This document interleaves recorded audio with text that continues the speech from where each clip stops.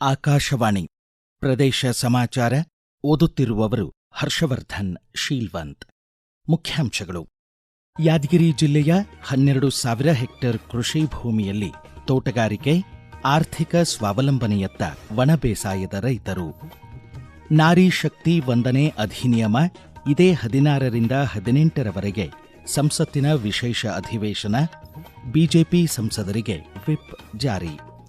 ಪ್ರಧಾನಮಂತ್ರಿ ನರೇಂದ್ರ ಮೋದಿ ನಾಡಿದ್ದು 15ರಂದು ಮಂಡ್ಯ ಜಿಲ್ಲೆ ನಾಗಮಂಗಲದ ಶ್ರೀ ಕ್ಷೇತ್ರ ಆದಿಚುಂಚನಗಿರಿಗೆ ಭೇಟಿ. ಸಂಸ್ಕೃತ ಭಾರತಿ ಇಂದಿನಿಂದ 24ನೇ ತಾರೀಖಿನವರೆಗೆ ಪುತ್ತೂರಿನಲ್ಲಿ ಶ್ರೀಸಾಮಾನ್ಯರಿಗೆ ಉಚಿತ ಸಂಸ್ಕೃತ ಸಂಭಾಷಣೆ ಶಿಬಿರ. ಈಗ ವಾರ್ತೆಗಳ ವಿವರ.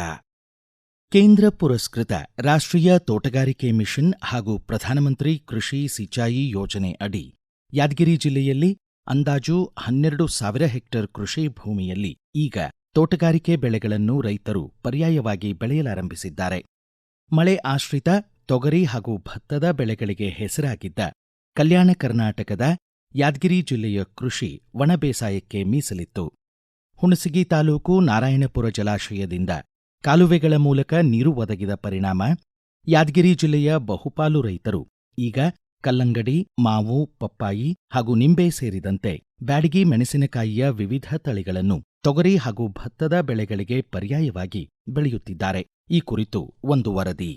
ಹೊಸದಿಲ್ಲಿಯ ಕೃಷಿ ಅನುಸಂಧಾನ ಪರಿಷತ್ ಸಂಚಾಲಿತ ಯಾದಗಿರಿಯ ಮಹಾತ್ಮ ಗಾಂಧಿ ಕೃಷಿ ವಿಜ್ಞಾನ ಕೇಂದ್ರ ಹಾಗೂ ಬಾಗಲಕೋಟೆಯ ತೋಟಗಾರಿಕೆ ವಿಜ್ಞಾನಗಳ ವಿಶ್ವವಿದ್ಯಾಲಯದ ತೋಟಗಾರಿಕೆ ಬೆಳೆಗಳ ಯಾದಗಿರಿ ವಿಸ್ತರಣಾ ಕೇಂದ್ರ ಹಾಗೂ ತೋಟಗಾರಿಕೆ ಮತ್ತು ಕೃಷಿ ಇಲಾಖೆಗಳ ತಾಂತ್ರಿಕ ಸಹಾಯ ಹಾಗೂ ಆರ್ಥಿಕ ಸಹಕಾರದಲ್ಲಿ ಯಾದಗಿರಿ ಜಿಲ್ಲೆಯ ರೈತರು ಗಣನೀಯ ಪ್ರಮಾಣದಲ್ಲಿ ಹನಿ, ತುಂತುರು ಹಾಗೂ ಸೂಕ್ಷ್ಮ ನೀರಾವರಿ ಪದ್ಧತಿ ಅಳವಡಿಸಿಕೊಂಡು ತೋಟಗಾರಿಕೆ ಕೃಷಿ ಕೈಗೊಳ್ಳುತ್ತಿದ್ದಾರೆ. ಬಾಗಲಕೋಟೆ ತೋಟಗಾರಿಕೆ ವಿಜ್ಞಾನಗಳ ವಿಶ್ವವಿದ್ಯಾಲಯ ಅಭಿವೃದ್ಧಿಪಡಿಸಿದ ಭೌಗೋಳಿಕ ಸೂಚ್ಯಾಂಕ ಜಿಐ ಟ್ಯಾಗ್ ಮಾನ್ಯತೆ ಪಡೆದ ಬ್ಯಾಡಗಿ ಮೆಣಸಿನಕಾಯಿ ತಳಿ ಗುಣವುಳ್ಳ ರುದ್ರ ತಳಿ ಹಾಗೂ ವಿಜಯಪುರ ಜಿಲ್ಲೆ ಇಂಡಿ ನಿಂಬೆಗೆ ಯಾದಗಿರಿ ಜಿಲ್ಲೆಯ ಬಹುತೇಕ ಪ್ರಯೋಗಶೀಲ ಕೃಷಿಕರು ತಮ್ಮ ತೋಟಗಳಲ್ಲಿ ಬೆಳೆದು ಗಣನೀಯ ಪ್ರಮಾಣದ ಲಾಭ ಪಡೆಯುತ್ತಿದ್ದಾರೆ. ಬಿರು ಬಿಸಿಲಿನ ಹಿನ್ನೆಲೆ ಸಗರನಾಡಿನ ಹಣ್ಣುಗಳಿಗೆ ವಿಶೇಷ ರುಚಿ, ರಫ್ತಿಗೂ ಯೋಜಿಸಲಾಗುತ್ತಿದೆ. ಈ ಕುರಿತು ಪ್ರದೇಶ ಸಮಾಚಾರಕ್ಕಾಗಿ ಹೆಚ್ಚಿನ ಮಾಹಿತಿ ನೀಡಿದ್ದಾರೆ ಬಾಗಲಕೋಟೆ ತೋಟಗಾರಿಕೆ ವಿಜ್ಞಾನಗಳ ವಿಶ್ವವಿದ್ಯಾಲಯದ ವಿಸ್ತರಣಾ ನಿರ್ದೇಶಕ ಡಾ ವೆಂಕಟೇಶಲು.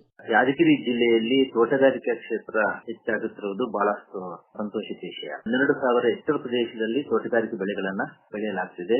ಅತಿ ಹೆಚ್ಚು ಕ್ಷೇತ್ರ ಈಗ ತೋಟಗಾರಿಕೆ ಕ್ಷೇತ್ರ ಆಗಿ ಪರಿವರ್ತನೆ ಆಗ್ತಾ ಇದೆ. ಬ್ಯಾಡಗಿ ಮೆಣಸಿನಕಾಯಿಯನ್ನ ಬೆಳೆದು 1 ಎಕರೆಗೆ 1 ಲಕ್ಷದಷ್ಟು ಲಾಭವನ್ನ ಅವರು ಪಡಿತಾ ಇದ್ದಾರೆ. ಅದರ ಜೊತೆಗೆ ಕಲ್ಲಂಗಡಿಗೆ 1 ಎಕರೆಯಲ್ಲಿ 15ರಿಂದ 20 ಟನ್ನಷ್ಟು ಇಳುವರಿ ತೆಗೆಯಬಹುದು. ಅದಕ್ಕೆ ಒಳ್ಳೆಯ ದರ ಸಿಕ್ಕಿದ್ದೇ ಆದಂದ್ರೆ ಖರ್ಚು ತೆಗೆದು 75,000ರಿಂದ 1 ಲಕ್ಷದವರೆಗೂ ಸಹ ಅವರು ಲಾಭವನ್ನ ಗಳಿಸ್ತಾ ಇದ್ದಾರೆ. ಖರ್ಚನ್ನ ಅನಾವಶ್ಯಕವಾಗಿ ಮಾಡಬೇಡ್ರಿ, ಖರ್ಚನ್ನ ಕಡಿಮೆ ಮಾಡಿ ವೈಜ್ಞಾನಿಕ ಸಲಹೆಗಳನ್ನ ಪಡೆದು ತೋಟಗಾರಿಕಾ ಬೆಳೆಗಳನ್ನ ಬೆಳೆಯೋದು ಬಹಳ ಮುಖ್ಯ.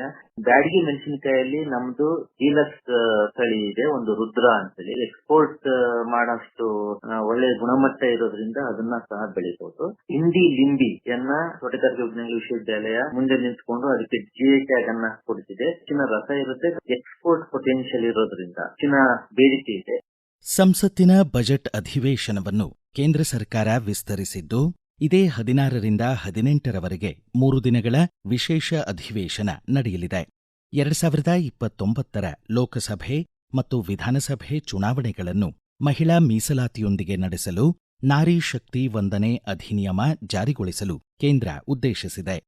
ಮಹಿಳಾ ಮೀಸಲಾತಿ ಕಾಯ್ದೆ ಲೋಕಸಭೆ ಸಂಸದರ ಸ್ಥಾನಗಳನ್ನು 816ಕ್ಕೆ ಹೆಚ್ಚಿಸಲಿದ್ದು ಆ ಪೈಕಿ 273 ಸ್ಥಾನಗಳನ್ನು ಮಹಿಳೆಯರಿಗೆ ಮೀಸಲಿಡಲಿದೆ. ಮಹಿಳಾ ಮೀಸಲಾತಿ ತಿದ್ದುಪಡಿ ಮಸೂದೆಯನ್ನು ಕೇಂದ್ರೀಕರಿಸಿದ ವಿಶೇಷ ಅಧಿವೇಶನದಲ್ಲಿ ಎಲ್ಲ ಕೇಂದ್ರ ಸಚಿವರು ಮತ್ತು ಸಂಸದರು 3 ದಿನವೂ ಸದನದಲ್ಲಿ ಉಪಸ್ಥಿತರಿರುವಂತೆ ಬಿಜೆಪಿ ವಿಪ್ ಜಾರಿಗೊಳಿಸಿದೆ. ನಾರಿ ಶಕ್ತಿ ವಂದನೆ ಅಧಿನಿಯಮದ ಕುರಿತು ವಿಜಯನಗರ ಜಿಲ್ಲೆ ಬಿಜೆಪಿ ಮಹಿಳಾ ಮೋರ್ಚಾದ ಅಧ್ಯಕ್ಷೆ ಸುವರ್ಣ ಆರುಂಡಿ ತಮ್ಮ ಅನಿಸಿಕೆ ಹಂಚಿಕೊಂಡಿದ್ದಾರೆ.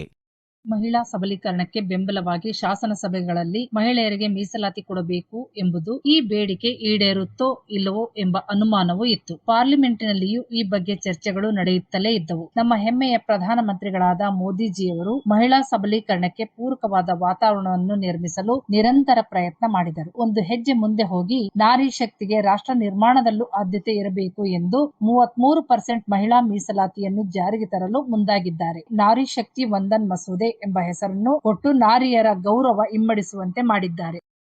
ಈಗ ಪ್ರಕಟಣೆ, ನಂತರ ಪ್ರದೇಶ ಸಮಾಚಾರ ಮುಂದುವರಿಯುವುದು.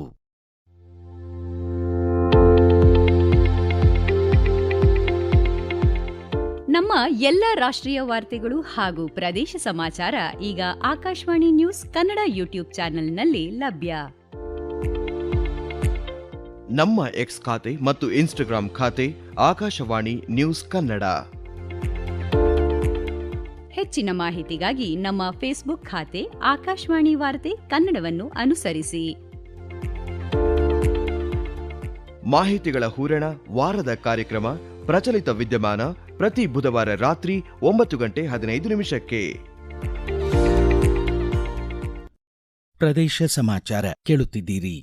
ಪ್ರಧಾನಮಂತ್ರಿ ನರೇಂದ್ರ ಮೋದಿ ನಾಡಿದ್ದು 15ರಂದು ಮಂಡ್ಯ ಜಿಲ್ಲೆ ನಾಗಮಂಗಲದ ಶ್ರೀ ಕ್ಷೇತ್ರ ಆದಿಚುಂಚನಗಿರಿಗೆ ಭೇಟಿ ನೀಡಲಿದ್ದಾರೆ. ಭೈರವೈಕ್ಯ ಶ್ರೀ ಬಾಲಗಂಗಾಧರನಾಥ ಶ್ರೀಗಳ ಮಂದಿರ ಲೋಕಾರ್ಪಣೆ ಹಾಗೂ ವಿಗ್ರಹದ ಪ್ರಾಣ ಪ್ರತಿಷ್ಠಾಪನೆ ಕಾರ್ಯಕ್ರಮದಲ್ಲಿ ಪ್ರಧಾನಮಂತ್ರಿ ಭಾಗವಹಿಸಲಿದ್ದಾರೆ. ಪ್ರಧಾನಮಂತ್ರಿಯವರು ಶ್ರೀ ಕ್ಷೇತ್ರಕ್ಕೆ ಆಗಮಿಸುತ್ತಿರುವ ಹಿನ್ನೆಲೆ ಕೇಂದ್ರದ ಉಕ್ಕು ಹಾಗೂ ಬೃಹತ್ ಕೈಗಾರಿಕೆಗಳ ಖಾತೆ ಸಚಿವ ಎಚ್.ಡಿ. ಕುಮಾರಸ್ವಾಮಿ ಆದಿಚುಂಚನಗಿರಿಗೆ ಭೇಟಿ ನೀಡಿ ಪೂರ್ವ ಸಿದ್ಧತೆಗಳನ್ನು ಪರಿಶೀಲಿಸಿದರು. ಶ್ರೀಮಠದ ಪೀಠಾಧಿಪತಿ ಶ್ರೀ ನಿರ್ಮಲಾನಂದನಾಥ ಸ್ವಾಮೀಜಿ ಇದ್ದರು. ಚಿಕ್ಕಮಗಳೂರು ಜಿಲ್ಲೆ ಶೃಂಗೇರಿ ವ್ಯಾಪ್ತಿಯ ನರಸಿಂಹರಾಜಪುರ ಹಾಗೂ ಹಂದೂರು ಸಂಪರ್ಕಿಸುವ 38,50,00,000 ರೂಪಾಯಿ ವೆಚ್ಚದಲ್ಲಿ ನೂತನವಾಗಿ ನಿರ್ಮಿಸಲಾದ ಭದ್ರಾ ಹಿನ್ನೀರು ಸೇತುವೆಯನ್ನು ಮುಖ್ಯಮಂತ್ರಿ ಸಿದ್ದರಾಮಯ್ಯ ಇಂದು ಬೆಳಗ್ಗೆ 10:30ಕ್ಕೆ ಉದ್ಘಾಟಿಸಲಿದ್ದಾರೆ. ಬಳಿಕ ಟಿಬಿ ವೃತ್ತದಲ್ಲಿ ಕ್ಷೇತ್ರದ ಹಲವು ಅಭಿವೃದ್ಧಿ ಕಾಮಗಾರಿಗಳಿಗೆ ಚಾಲನೆ ನೀಡಲಿದ್ದಾರೆ ಎಂದು ಶಾಸಕ ಟಿಡಿ ರಾಜೇಗೌಡ ತಿಳಿಸಿದರು. ನಿನ್ನೆ ಸಂಜೆಯೇ ಮುಖ್ಯಮಂತ್ರಿ ನರಸಿಂಹರಾಜಪುರ ತಲುಪಿದ್ದಾರೆ. ಸಂಸ್ಕೃತ ಭಾರತಿ ಮತ್ತು ದೇವಾಲಯ ಸಂವರ್ಧನಾ ಸಮಿತಿ ಪುತ್ತೂರು ಜಂಟಿಯಾಗಿ ಇಂದಿನಿಂದ 24ನೇ ತಾರೀಖಿನವರೆಗೆ ಶ್ರೀಸಾಮಾನ್ಯರಿಗೆ ದಿನಬಳಕೆಯ ಸಂಸ್ಕೃತ ಭಾಷೆ ಉಚಿತ ಸಂಭಾಷಣಾ ಶಿಬಿರ ಆಯೋಜಿಸಿವೆ. ದಕ್ಷಿಣ ಕನ್ನಡ ಜಿಲ್ಲೆ ಪುತ್ತೂರು ತಾಲೂಕು ಬೊಳವಾರು ನವನೀತಂ ಸಭಾಂಗಣದಲ್ಲಿ ದೈನಂದಿನ ಬದುಕಿನಲ್ಲಿ ಸರಳ ಸಂಸ್ಕೃತ ಸಂಭಾಷಣೆ 10 ದಿನಗಳ ಪ್ರಾತ್ಯಕ್ಷಿಕೆ ಶಿಬಿರ ಜರುಗಲಿದೆ. ಈ ಕುರಿತು ಪ್ರದೇಶ ಸಮಾಚಾರಕ್ಕಾಗಿ ಮಾಹಿತಿ ನೀಡಿದ್ದಾರೆ ಪ್ರಯೋಗಶೀಲ ಕೃಷಿಕ ಹಾಗೂ ಸಂಸ್ಕೃತ ಸಂಭಾಷಣೆಕಾರ ವಸಂತ್ ಕಜೆ. ಉಚಿತ ಸಂಸ್ಕೃತ ಸಂಭಾಷಣಾ ಶಿಬಿರವನ್ನು ಪುತ್ತೂರಿನಲ್ಲಿ ಆಯೋಜಿಸಲಾಗಿದೆ. ಸಂಸ್ಕೃತ ಕಲಿಯುವ ಬಯಕೆ ನಿಮ್ಮದಾಗಿದ್ದರೆ ಮೊದಲ ಹೆಜ್ಜೆ ಇಡಿ ನಮ್ಮೊಂದಿಗೆ. 10 ದಿನಗಳಲ್ಲಿ ಪ್ರತಿದಿನ 2 ಗಂಟೆ ಸಕ್ರಿಯವಾಗಿ ತೊಡಗಿಕೊಳ್ಳಿ. ಬಾಲ್ಯದಲ್ಲಿ ಮಾತೃಭಾಷೆ ಕಲಿತಂತೆ ಪ್ರತಿನಿತ್ಯ ಬಳಸುವ ಒಂದೊಂದೇ ಪದ ಕಲಿತು ಸಂಸ್ಕೃತದಲ್ಲೇ ವಾಕ್ಯ ರಚನೆ ಮಾಡಿ ವ್ಯವಹರಿಸುತ್ತಾ, ಹಾಡುತ್ತಾ, ನಲಿಯುತ್ತಾ, ಕತೆ ಕಟ್ಟುತ್ತಾ, ಅಭಿನಯಿಸುತ್ತಾ, ಆಟ ಆಡುತ್ತಾ ಸಂಸ್ಕೃತ ಕಲಿಯೋಣ ಬನ್ನಿ ಎಂಬ ಉದ್ದೇಶದೊಂದಿಗೆ ಈ ಶಿಬಿರವನ್ನು ಆಯೋಜಿಸಲಾಗಿದೆ. 10 ದಿನಗಳ ಕಾಲ. ವಯೋಮಿತಿ 6 ವರ್ಷದಿಂದ ಮೇಲ್ಪಟ್ಟವರಿಗೆ. ಧನ್ಯವಾದಗಳು. ಈಗ ಸಂಕ್ಷಿಪ್ತ ಸುದ್ದಿಗಳು. ಶಿವಮೊಗ್ಗದ ತ್ಯಾವರೆಕೊಪ್ಪ ಹುಲಿ ಮತ್ತು ಸಿಂಹಧಾಮದಲ್ಲಿ ಪಶುವೈದ್ಯೆ ಡಾ ಸಮೀಕ್ಷಾ ರೆಡ್ಡಿ ಅವರ ಆಕಸ್ಮಿಕ ಸಾವಿಗೆ ಕಾರಣವಾಗಿದ್ದ ನೀರಾನೆ ಹಂಸಿನಿ ಗರ್ಭದಲ್ಲಿದ್ದ ಮರಿ ಮೃತಪಟ್ಟಿದೆ ಎಂದು ಧಾಮದ ಕಾರ್ಯನಿರ್ವಾಹಕ ನಿರ್ದೇಶಕ ಅಮರಾಕ್ಷರ ಮಾಹಿತಿ ನೀಡಿದ್ದಾರೆ. ರೌಲಟ್ ಕಾಯ್ದೆ ವಿರುದ್ಧ ಪ್ರತಿಭಟಿಸಲು ಸೇರಿದ್ದ ನಿರಾಯುಧ ದೇಶಭಕ್ತರ ಮೇಲೆ 1919 ಏಪ್ರಿಲ್ 13ರಂದು ಜಲಿಯನ್ ವಾಲಾಬಾಗ್ನಲ್ಲಿ ಜನರಲ್ ಡಯರ್ ನೇತೃತ್ವದ ಬ್ರಿಟಿಷ್ ಪಡೆ ಗುಂಡು ಹಾರಿಸಿ ಕೊಂದ 100 ಜನರಿಗೆ ಶ್ರದ್ಧಾಂಜಲಿ ಸಲ್ಲಿಸುವ ದಿನವಿಂದು. ಗೋಕಾಕ್ ಚಳವಳಿ ಸೇರಿದಂತೆ ಕನ್ನಡ ನಾಡುನುಡಿಗೆ ಅನುಪಮ ಕೊಡುಗೆ ನೀಡಿದ ಮೇರು ನಟ ಪದ್ಮಭೂಷಣ ಡಾ ರಾಜ್ಕುಮಾರ್ ಅವರ 20ನೇ ಪುಣ್ಯತಿಥಿ ಹಿನ್ನೆಲೆ ನಾಡಿನಾದ್ಯಂತ ಅವರ ಸ್ಮೃತಿಗೆ ಶ್ರದ್ಧಾಸುಮನ ಅರ್ಪಿಸಲಾಯಿತು.